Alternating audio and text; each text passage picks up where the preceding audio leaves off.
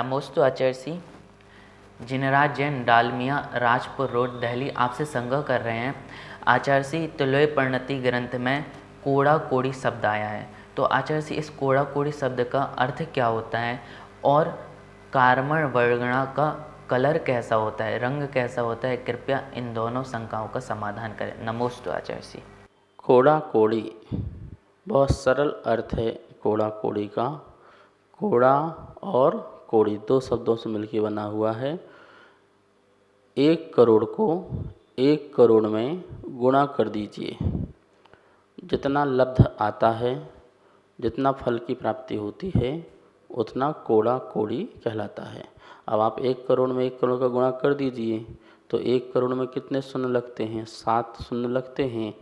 तो 1 के आगे अब 14 शून्य लगा दीजिए। तो 1 के आगे जो 14 शून्य लगाया उतना जो है कोड़ा कोड़ी का अर्थ कहलाएगा। ठीक है ना। और रही बात जो कार्मण वर्गणाएँ हैं, जो बहुत सारे वर्गों को समूह करके बनती हैं, ऐसी कार्मण वर्गणाएँ, वो कार्मण जो वर्गणाएँ हैं उनका जो रूप है, मतलब जो रंग है, जो कलर है, वो धवला पुस्तक में उसको धवल बताया है। आचार्य वीर सेन स्वामी ने बताया है उन कार्मण वर्गणाओं का जो रूप है, जो रंग है, वो धवल होता है, अर्थात श्वेत होती हैं। ऐसी कार्मण वर्गणाएँ हुआ करती हैं। नमोस्तु आचार्य। चारित्र जैन ललितपुर आपसे संग्रह कर रहे हैं। आचार्य केवल ज्ञान के जो अतिशय होते हैं, क्या वह सिर्फ तीर्थंकर भगवान को होते हैं या फिर जो सामान्य मुनिराज हैं उनको केवल ज्ञान होने पर भी वह अतिशय होते हैं? कृपया बताएं। नमोस्तु आचार्य। केवल ज्ञान के अतिशय, जो 10 प्रकार के जो अतिशय केवल ज्ञान के होते हैं, वो तीर्थंकर मात्र को नहीं होते हैं, क्योंकि केवल ज्ञान का अतिशय तो सबको हो सकता है। केवल ज्ञान होंगे तो सभी जो केवल ज्ञानी हैं, जैसे पहला अतिशय मतलब आपलक दृष्टि, तो उनकी पलक का नहीं झपकना, तो क्या मात्र तीर्थंकर जो केवली होंगे उनकी ही पलक नहीं झपकेगी या और किसी भी तीर्थंकर की और किसी और मुनिराज की जिन्होंने केवल ज्ञान प्राप्त किया है? तो सभी के लिए व्यवस्था बिल्कुल एक से ही होगी। वो केवल ज्ञान का अतिशय है जो सबके लिए एक सही होगा। जैसे जैसे केवल ज्ञान में होना है, केवल ज्ञान जब होता है, वो जो तीर्थंकरों को जो अवस्थाएं होती हैं वही उनकी होती हैं।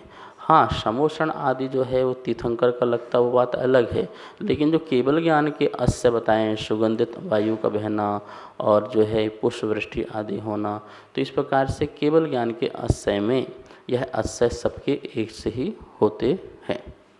नमोस्तु आचार्य। सुनंदा जैन, कनॉट प्लेस आपसे शंका कर रही हैं। आचार्य, क्या विजातीय विवाह वालों को जैन धर्म में अथवा जैन धर्म की धार्मिक क्रियाओं में स्थान दिया जाना चाहिए अथवा नहीं? कृपया शंका का समाधान करें। नमोस्तु आचार्य। देखिए, सज्जाति और विजाति। सज्जाति क्या है? सत जाति, सम्यक जाति में जन्म उत्पन्न होना, इसका नाम है सज्जाति।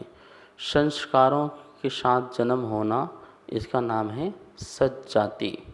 और सज्जाति में यदि विवाह आदि होता है तो ये बहुत ही अति उत्तम होता है, जिससे संस्कार जो हैं सुरक्षित रहते हैं। जैसे कि जैन हैं और जैन से शादी होती है तो अपने संस्कार जो देव शास्त्र गुरु के प्रति समर्पित भाव हैं वो हमारे संस्कारित रहते हैं। लड़का और लड़की दोनों ही अपने धर्म का पालन करते हुए बहुत ही आनंद से अपना जीवन व्यतीत करते हैं। लेकिन जो विजाति हैं, जो जैन नहीं हैं, अजैन हैं, और वहाँ से यदि जैन धर्म में कोई बच्चा आता है तो उसको संस्कारित करने में बहुत टाइम लग सकता है। लेकिन आदिनाथ पुराण में उसे द्विज जन्म कहा है।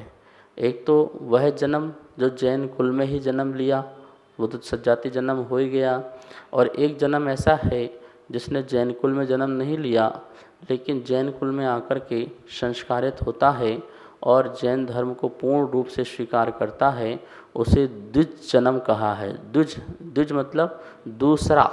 तो इस प्रकार से जिसको संस्कार दोबारा मिले, मतलब कि जिसका जन्म जैन कुल में नहीं हुआ, लेकिन जैन कुल में आकर के उसका दूसरा जन्म हो गया और उसको उत्तम जो है धर्म मिल गया और उत्तम जीवन मिल गया।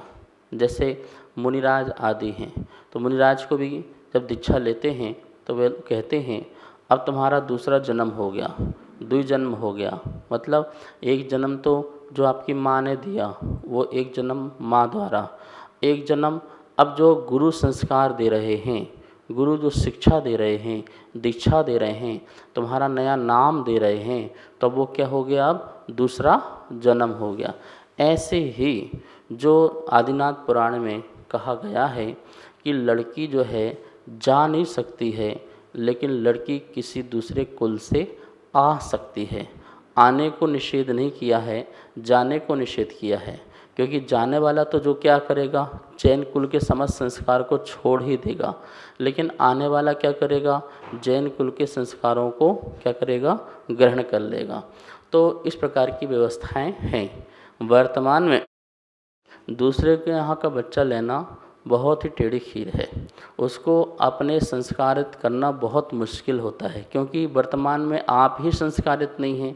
जैन कुल में रहकर ही आप भी ना रात्रि भोजन छोड़ रखा है, ना ही आपने अभक्ष का सेवन छोड़ रखा है, ना ही आप कभी कभार मंदिर जाते, वरना मंदिर भी नहीं जाते हैं।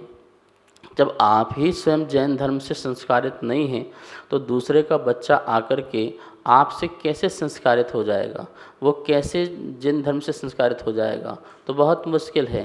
तो ऐसे लोग बिल्कुल भी ना लें, जो बिल्कुल भी कट्टर ना हो अपने आचरण के प्रति।